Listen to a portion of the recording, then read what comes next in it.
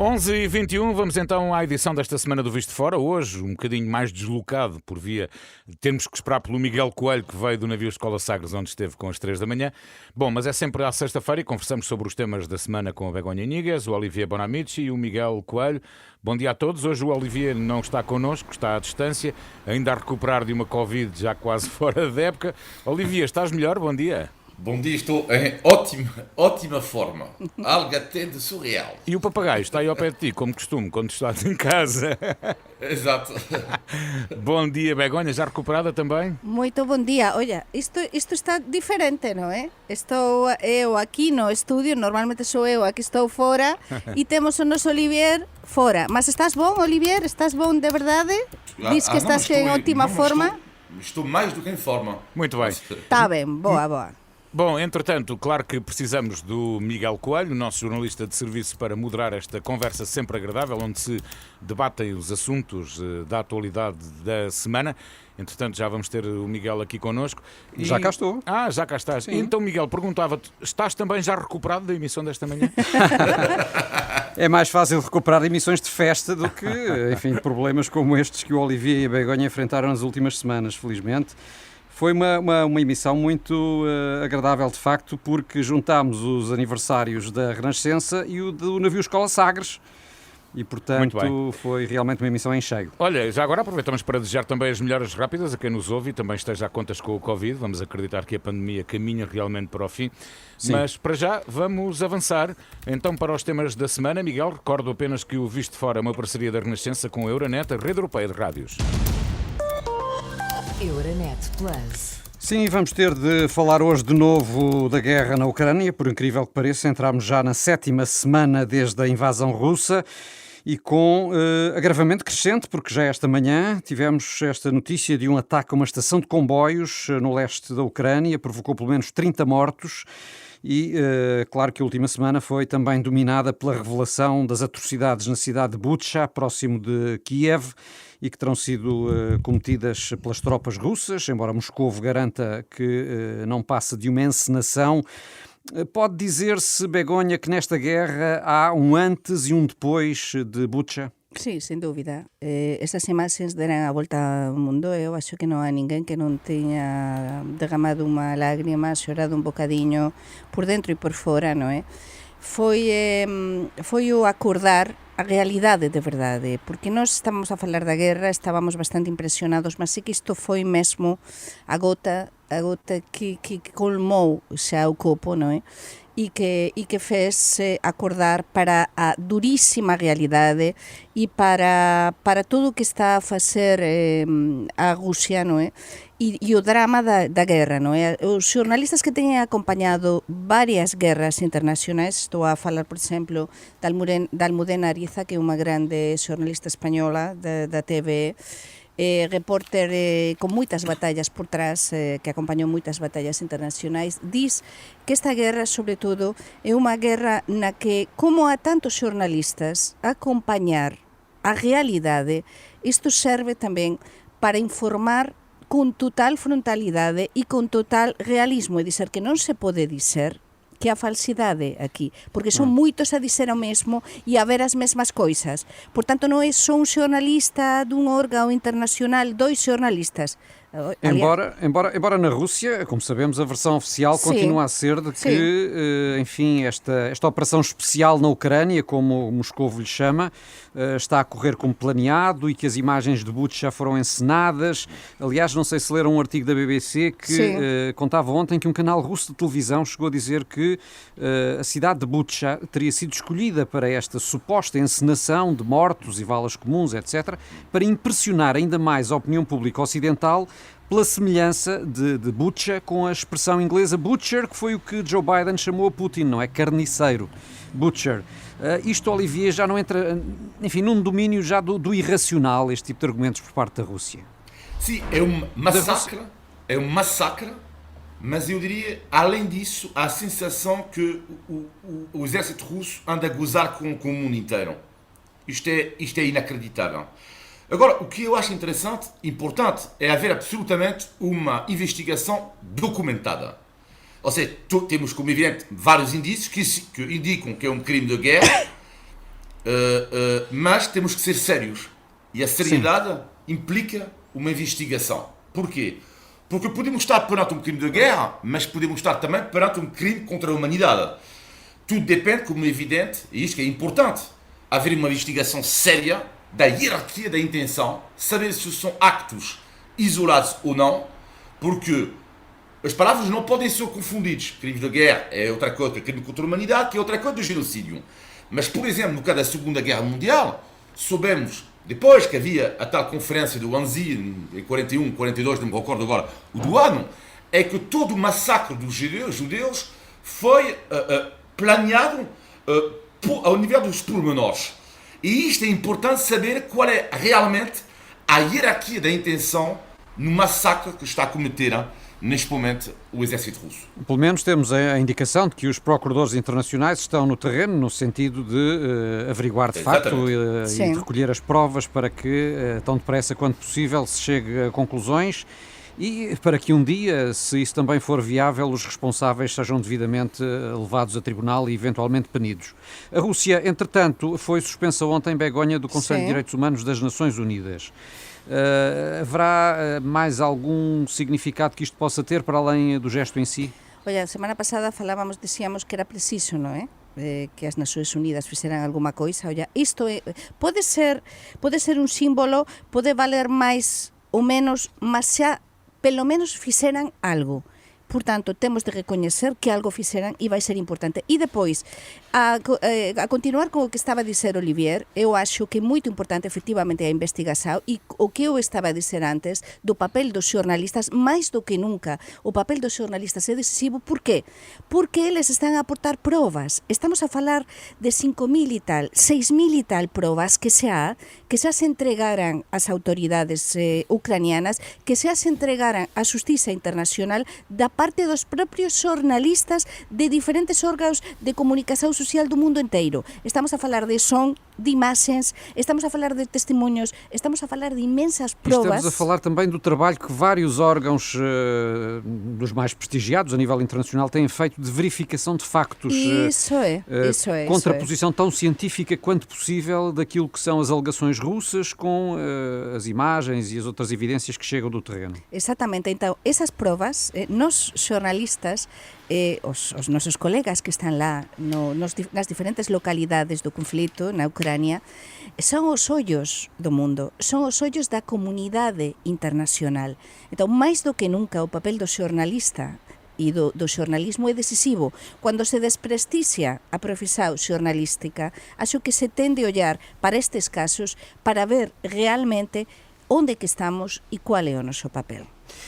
Zelensky foi, entretanto, convidado a discursar no Parlamento Português, como já tem feito em muitas outras instituições internacionais, muitas outras assembleias.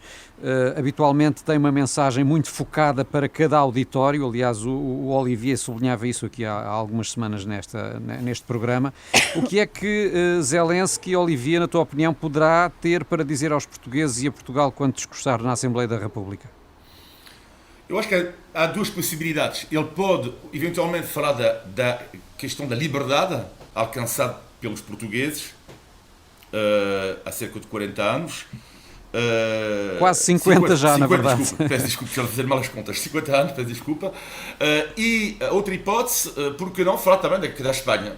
Por que não dizer, olha, vocês tiveram um passado comum. Não sei, estou a falar no ar assim, tiveram um passado comum, Espanha e Portugal, mas hoje em dia são dois países claramente independentes, porque é mais ou menos o que disse Putin, que é que quase uma espécie de que a Ucrânia quase não existe. Sabemos que nós tivemos dois países, um passado em comum, como Espanha e Portugal, mas lá está, são pistas possíveis. Eu só espero que Zelensky não caia, na minha opinião, num pequeno erro de comunicação que ele fez com as Nações Unidas. Eu não estou a perceber a questão da música quando há um massacre, eu não entendo. Também nunca entendi isto numa canal de televisão, mas entendo ainda menos num dirigente como Zelensky. Eu acho que as imagens falam por si do massacre. Colocar um vídeo, isto eu entendo perfeitamente, para chamar a atenção das opiniões públicas. Agora não vejam o interesse de colocar uma musiquinha por trás destes massacres. Mas é importante que ele fale também aos portugueses, explicava o seu passado comum de Espanha e de Portugal. É verdade que o Zelensky falou esta semana no Parlamento Español. Foi un tanto polémico no seu discurso, que o seu o seu discurso foi moito interesante, mas ele lembrou a masacre de Guernica, non é? Vou lembrar tamén aos nosos ouvintes, Guernica foi na Guerra Civil Española, non é? Foi un momento decisivo tamén de asesinatos, arrasada tamén na Guerra Civil Española, non é? E entón comparou tamén este conflito con o que aconteceu en Guernica tamén para aproximar o conflito aos propios españois. Non foi visto, por exemplo, pela Vox, pelo partido de extrema direita moito ben, e depois houve bastante polémica. Por qué?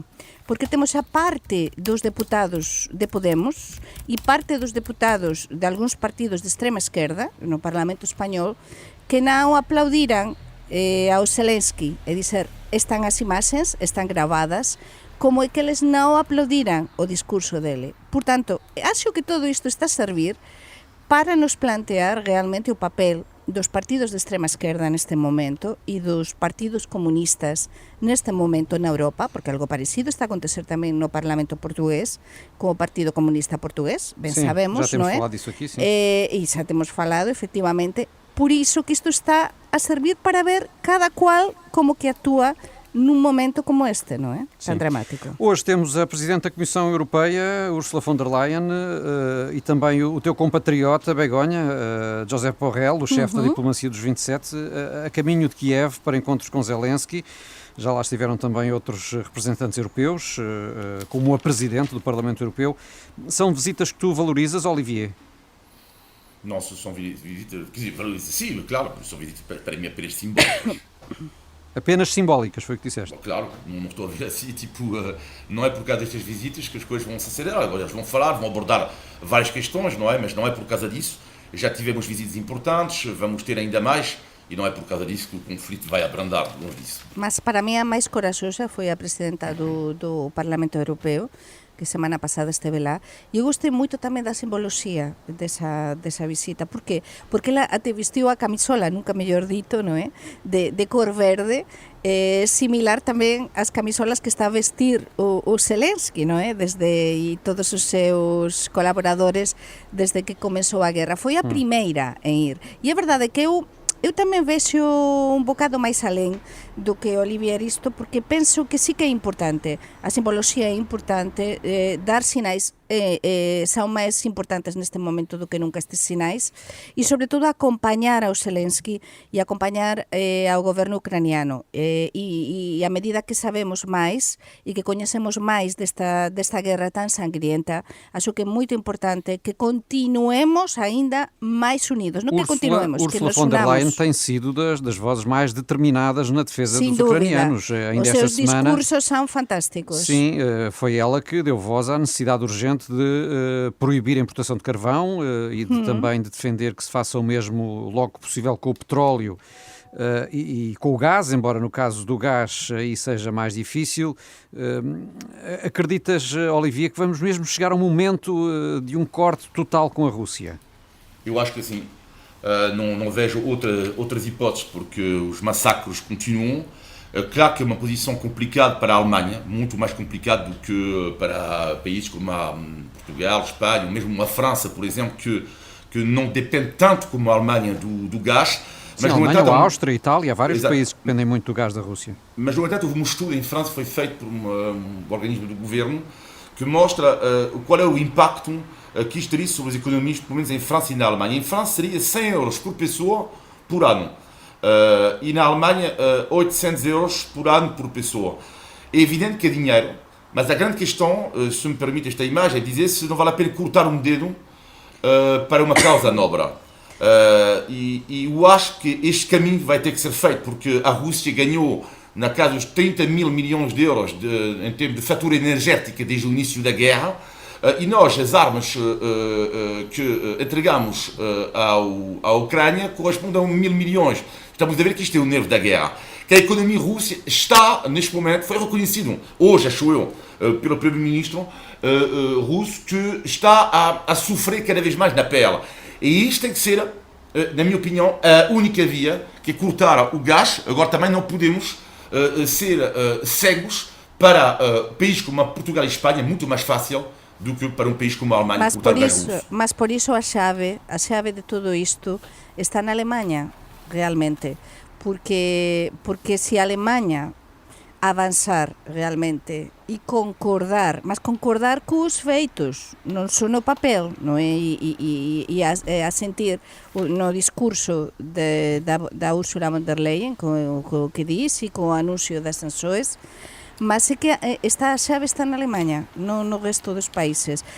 Tamén é verdade, a Hungría está a mudar un bocadiño tamén de posicionamento, non é? Estamos a ver a Orbán. Um obstáculo sério. Agora com a reeleição de Orbán e com maioria esmagadora, ele que é na prática um aliado de Putin, poderá ser Olivier Orbán um autêntico cavalo de Troia na União Europeia. Já era, Miguel. Nós já falamos aqui de dois países em particular, a Polónia e a Hungria. A Polónia é evidente que por causa do extraordinário trabalho que está a fazer com os refugiados, está a ser um pouco colocado de lado nesta polémica. Mas há duas boas notícias esta semana para Putin. A reeleição de Orbán com uma sondagem que tive a oportunidade de ver, assustador, 45% dos admiradores militantes do partido Fidesz, que é o partido de Orbán, consideram a Rússia como um agressor. Apenas 44%. Isto é inacreditável. E ao mesmo tempo, a eleição do presidente sérvio Vučić, que bela notícia para Vladimir Putin, o homem que ao mesmo tempo poupa as suas palavras contra as Nações Unidas, contra a Rússia, aliás, mas que ao mesmo tempo quer o dinheiro da Europa. É inacreditável. Mas é que temos, por isso, a chave está na Alemanha, está na Hungria, porque a Polónia, como dizias, está a fazer um papel muito importante. E depois... O que é curioso, porque a Polónia e a Hungria, em dado momento, eram aliados nas críticas a Bruxelas, a maneira etc. de ser das pessoas na Polónia, o povo polaco é um povo muito solidário, é um povo que sofreu muitíssimo. E tem ali presente a ameaça russa mesmo ao lado. Muito presente, tem uma história de autêntica, de uma guerra sangrienta na Segunda Guerra Mundial, e acho que eu tenho muito presente, e o povo polaco, eu admiro muitíssimo o povo polaco e tudo o que está a fazer.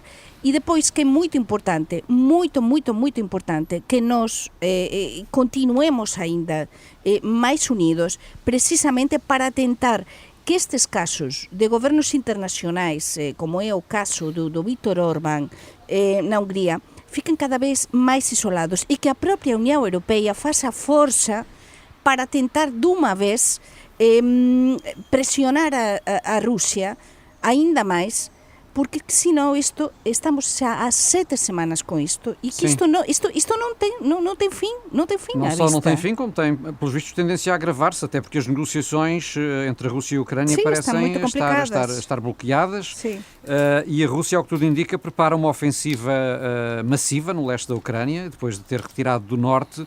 Quererá controlar totalmente a região do Donbass, conquistar Mariupol e, quem sabe, chegar a Odessa. Há já quem anteveja mesmo aquela que poderá ser a maior batalha desde a Segunda Guerra Mundial. Será que poderemos, Olivier, ter ainda de assistir ao pior do que esta guerra tem para mostrar? Eu acho, infelizmente, que sim. E a grande questão aqui é saber como é que podemos negociar com um homem que tudo indica é um criminal de guerra. É muito complicado. E, aliás, há uma crítica que eu achei muito interessante do primeiro-ministro polaco, Morawiecki, a Emmanuel Macron. Macron foi, por várias pessoas, eu incluído, aqui, louvado por ter dito, por exemplo, que é preciso negociar, que é preciso ter cuidado, que a negociação é a via, etc., versus Biden com um discurso mais duro. No entanto, o primeiro-ministro polaco coloca uma questão aqui, e uma crítica direta a Macron, que é, mas, afinal, o vosso diálogo serve para quê? Porque dialogar é para ter resultados. Bom, e lá começa a ser um pouco o gozo, quando eu falava há pouco do massacre e da noção do gozo, ou seja, a estratégia do Macron, que continua a defender, não se pode cortar o fio da negociação com Putin, mas pode atingir em breve os seus limites apontados, na minha opinião, de forma justa, pelo primeiro-ministro polaco, apesar de eu concordar neste momento ainda com a via francesa de Emmanuel Macron. Policía bom, policía mau. Neste tipo de negociações com alguém como Putin, que está disposto a qualquer coisa, que não está a ouvir a ninguém e que o que quer, mesmo tem muito claro o que quer, não é? debemos utilizar todas as vías posíveis, bon, mau, ás veces o discurso máis diplomático, ás veces o discurso menos diplomático, e a mí unha das coisas que me preocupa máis, se non temos falado sobre isto hoxe, é a divisao, falaba antes de Guernica na Guerra Civil Española, da divisao que existe entre estes povos, é unha especie de guerra civil realmente entre povos irmãos, porque os ucranianos e os rusos son povos irmãos que están relacionadísimos, entón son lazos familiares que se están a destruir, a moitos ucranianos que teñen familiares na Rusia, moitos rusos que teñen familiares na Ucrania, há uns lazos moito fortes, familiares, culturais, e estáse a romper, estáse a producir unha divisão, familias que non se falan entre eles, non é? Irmãos que non se falan, e iso para mí é o máis grave neste tipo de situações. Nós assinalávamos há pouco que estamos a entrar na 7ª semana de guerra, mas esta semana o secretário-geral da NATO admitia que a guerra na Ucrânia pode durar meses ou até anos. Isto será uma perspectiva pessimista ou realista, Olivier? É complicado saber isto. A questão é que estamos a ver. É imaginável que a Europa, que nós próprios suportemos uma situação com um acumular de crises económicas, etc., que venha a durar tanto tempo? Sim, porque a grande questão é que dá a sensação que apenas a força pode parar Vladimir Putin. Isso é que é preocupante.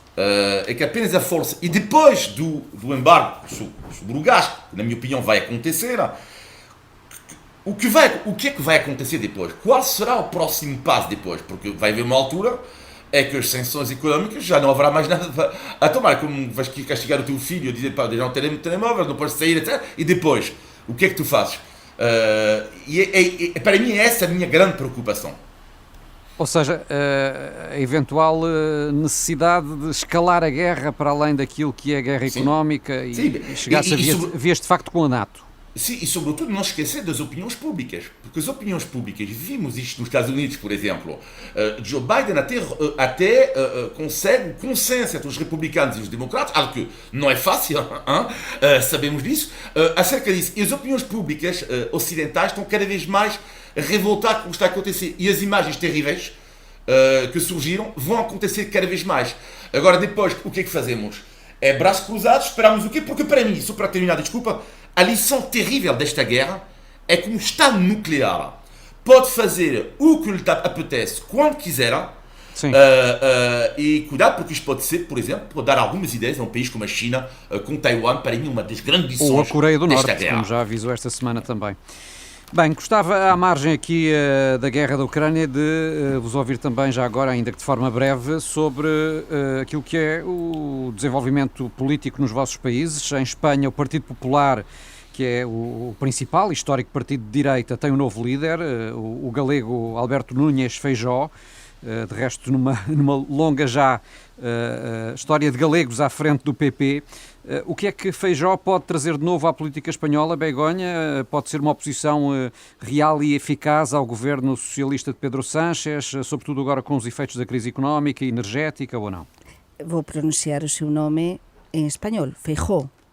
Alberto Núñez Feijóo. Sendo galego, acho que merece não, ser em galego seria Feijóo, mas o seu apelido está com J, portanto é Feijóo em espanhol. O que ten, sobre todo, o que pode aportar é centralismo. Como xa disse semana pasada, é unha persoa moito focada no centro, no diálogo, e entón pode trazer unha nova realidade. De feito, xa está a trazer unha nova realidade a política española. Ontem, precisamente, se reuniu co presidente do goberno español, con o primeiro-ministro Pedro Sánchez. Mas parece que non correu ben, non foi? Mas sí, eu acho que sí que correu ben, sí, porque estiveran a falar quase 3 horas, o cual é moitísimo en cualquier reunión en España, e foi todo moito distendido. É dizer, a noticia é que se reanudaran, que voltaran outra vez as relações entre a Moncloa, onde fica o goberno español, e o principal partido da oposição, que estavam totalmente rotas com a anterior liderança. Mas a imprensa espanhola fazia esta manhã eco de que acordos concretos não teria acordos havido. concretos não, mas há um primeiro caminho. E então pode haver um acordo também para o Tribunal Constitucional, há um impasse muito grande para nomear os novos membros do Tribunal Constitucional desde há anos. Portanto, passinho a passinho, o que tem Alberto Núñez Feijóo é unha persoa bastante cauta, bastante cautelosa, que vai pouco a pouco. Acho que non vai crear grandes divisões dentro do propio partido e agora se abre tamén unha certa incerteza do que vai acontecer na Galiza, porque agora que vai sustituir Alberto Núñez Feijóo como presidente do Goberno Autónomo da Galiza? Em França, Olivier, já depois da manhã a primeira volta das presidenciais. Esta última semana de campanha mudou alguma coisa ou sempre vamos ter Macron e Le Pen na segunda volta? Só para recordar, Miguel, que as presidenciais em França é exatamente o equivalente da importância das eleições legislativas em Espanha ou em Portugal, porque a França é um regime presidencialista. Desculpa. Sim. Portanto, tudo indica sim. Segunda volta, Macron-Le Pen. As sondagens em França, ultimamente, têm se enganado muito pouco. Portanto, tudo indica que será Macron-Le Pen. A grande questão neste momento é saber se daqui a 15 dias, para já qual vai ser o resultado do Macron, da vantagem que ele vai ter ou não sobre Le Pen, mas a grande questão é daqui a 15 dias saber se uma surpresa não pode acontecer. Neste momento a sondagem dá 53 a Macron, 47 a Le Pen, só que há um problema, é que Le Pen há um problema para Macron, que não é para Le Pen, que a Le Pen está numa dinâmica incrível. Porquê? Porque ela é a candidata do poder de compra, e o poder de compra é a principal preocupação dos franceses. Macron esqueceu-se um pouco disso por causa da guerra, e Le Pen soube muito bem ler o povo francês, e neste momento está mesmo a lutar para a vitória para a Presidência da República. Muito bem, faltam agora 13 minutos para o meio-dia. Lembro que estamos no Visto de Fora, um programa que fazemos aqui na Renascença todas as semanas, em parceria com a Euronet, a rede europeia de rádios. Euronet Plus. Bom, e temos que avançar porque, de facto, o relógio não perdoa. Está na altura do momento de pôr à prova a cultura lusa do Olivier e da Begonha. É o famoso Índice de Tugalidade. Índice de Tugalidade. E hoje, Ai. e hoje temos uma frase não só muito portuguesa, como também muito conhecida. Olivier e Begonha sabem o que significa fazer das tripas coração? Sim, existe essa expressão em espanhol. Então deixa o Olivier tentar. Espera aí, exatamente. Olivier. Fazer das tripas coração. Faire de tripe coração. Oh meu Deus. Muito Paulino. bem, Paulino. Não é isso. Coração é cœur em É francês. cœur, claro. Não sei. Begonha, explica lá então. Pois quando estás numa situação muito violenta, problemática, de muito estresse e estás a ouvir se calhar alguma coisa que non queres e tens de facer de tripas corazón e dizer estar a te controlar e a ti aguantar nesa situação, porque tens de aguantar mesmo, tens de É aguantar. parecido, mas Não não é é bem bem assim, bem. não Não é é bem bem bem. assim, Em português não é bem bem. Ah, não? Em português, fazer das tripas coração é fazer das fraquezas forças, conseguir fazer algo difícil, algo que parecia mesmo impossível. Olha, pode dizer-se que é o que os ucranianos têm feito para travar as tropas russas, têm feito das tripas coração. Um esforço terrível, um esforço quase hercúleo para conseguirmos resolver determinado tipo de situações. Portanto, ela não ganhou. Eu faço questão Mas disso. também, meu mas ministro. há interpretações 33%. diferentes nos Acertou diferentes 33%. países. Sim, Boa, sim. boa. Índice de Tugalidade. O Olivier fica mais contente quando a Begonha não acerta do que quando ele próprio ganha, não é? Fica contente, Mesmo. fica. Bom, estamos então quase no final, mas antes de fecharmos, temos, como sempre, o positivo e o negativo da semana. Vamos ao negativo, Begonha? Sí, o negativo ten a ver, neste caso, con as persoas, ten a ver coas persoas de Portugal, coa situación que están a pasar algunhas delas, moitas delas cada vez máis, con endividamento, non é? Soubemos os dados esta semana, nestas últimas horas, de que está a aumentar muitísimo o endividamento de moitos portugueses, precisamente nestas últimas semanas, por causa tamén da subida do preço da enerxía, por causa tamén do fin das moratorias, e entón isto nos faz aínda pensar máis de todo o que ten a ver, é dizer, todo o que ten a ver con a guerra, con a pandemia, nesta envolvencia internacional na que vivimos, que aínda repercute máis do que podemos pensar ou poderíamos chegar a pensar nas nosas propias vidas, e non sabemos o que nos espera realmente. Muito bem, e o teu negativo, Olivier? comunicativo é o tweet escandaloso da Embaixada da Rússia em França, que depois foi retirado e até que levou uma convocação do embaixador russo, no ministro dos Negócios Estrangeiros. A imagem é a seguinte, a imagem do massacre da cidade de Bucha, e a legenda da própria Embaixada Russa em França foi a seguinte: encenação, cena de filmagem. Oh. É o comunicativo da semana. Ai, meu Deus. Bem, sem comentários. Sí. Vamos aos positivos, vamos, Begonha. Pois vamos mudar, vamos para o positivo, e o positivo chamase Renascença. Ajá. 85 anos de Renascença. Olivier e eu tamén formamos parte da historia desta Pois radio. claro, pois claro. Eu estive a pensar, estaba a ouvir hoxe de mañá o programa, o especial, o programa das 3 da mañá, que foi maravilloso, do navío Escola Sagres. Sagres, sim, sim. Mas eu pensei, quando que eu cheguei a Renascença? Olha, sabem quando que cheguei a Renascença? Eu Foi há um cheguei- Há 82 anos. em 82 anos. 2005, lembro-me, un día como hoxe parecido do mes de abril, que eu cheguei ás antigas instalações no Xiado e falei con o Francisco Sarfil Cabral, e desde entón establecese unha liga sautal con a Renascença, que sacou así unha familia, sempre a pedir consello para cualquier coisa, sempre cos colegas que son amigos, depois Temos a que fechar. colaborar, en fin, é unha relación maravillosa. Portanto, parabéns à Renascença. Obrigado. Olha, eu amanhã faço 34 anos. de Meu Renascença. Deus, meu Deus. És um meu jovem. Deus. Muito Parabéns. Olivia, o teu positivo muito rapidamente. Rapidamente, o meu positivo da semana tem a ver com as reações, com uma frase do grande escritor russo Dostoiévski, que me fez lembrar algo das reações dos russos após o massacre de Bucha.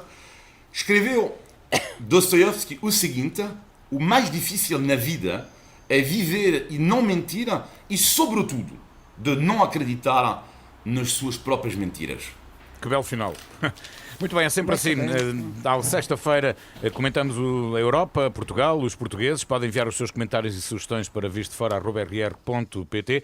E atenção que na próxima semana não vai haver Visto de Fora, será a Sexta-feira Santa. Por isso, votos desde já de uma Santa Páscoa para vocês, Olivier, Begonha, Miguel. Obrigado, igualmente. E então, Obrigada. até depois da Páscoa. Feliz Páscoa, bom fim de semana. Um abraço, Feliz bom fim de Páscoa semana. para todos. Santa Páscoa.